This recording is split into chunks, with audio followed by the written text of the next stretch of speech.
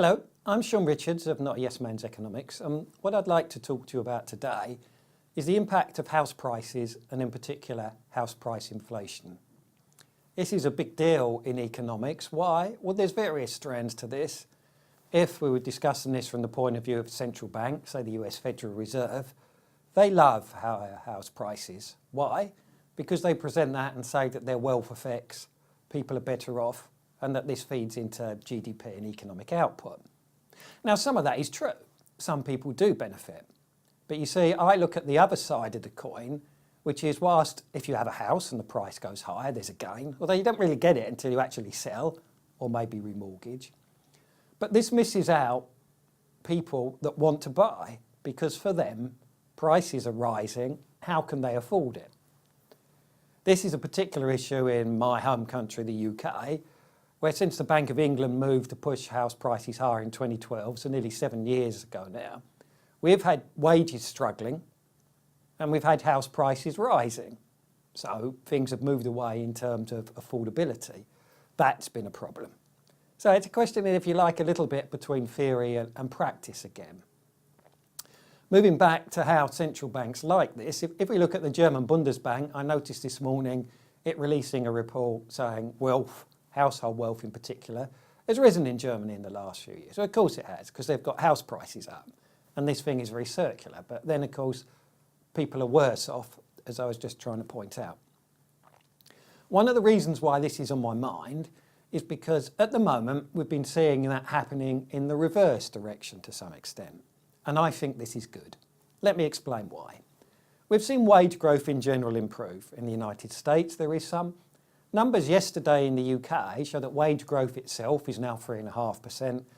Depending on which inflation measure you use, we now have real wages growth of around about 1%.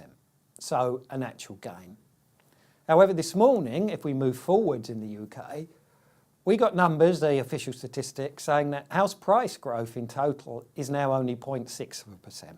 So real wages are outpacing it at a reasonable pace.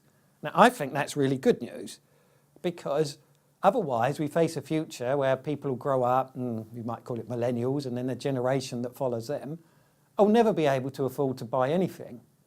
In my particular locale, I live in southwest London, in Battersea, I have lots of younger friends who can't buy anything. I don't know if there's an American equivalent of this, but in London there are things, well, it's called share depreciation. In essence, you only buy a percentage of a house because that's all you can afford. And people are looking at 25 and 50% here because prices are so high, because we've had the boom for so long. So this has presented a problem, and this is why now I think the switch over to some wage growth, house price growth slowing, being a good thing. Returning back to London, we are now seeing falling house prices. It depends exactly how you measure this. I noticed the Financial Times seems a bit disturbed by drops in Clapham this morning. Maybe the journalist lives there. That's not far from me, but I still welcome it.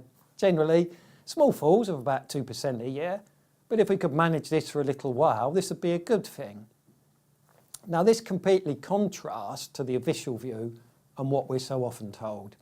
What I mean by that is, for example, if we look at the UK and the issue of Brexit, the UK establishment thought it was a scare story saying that house prices would drop.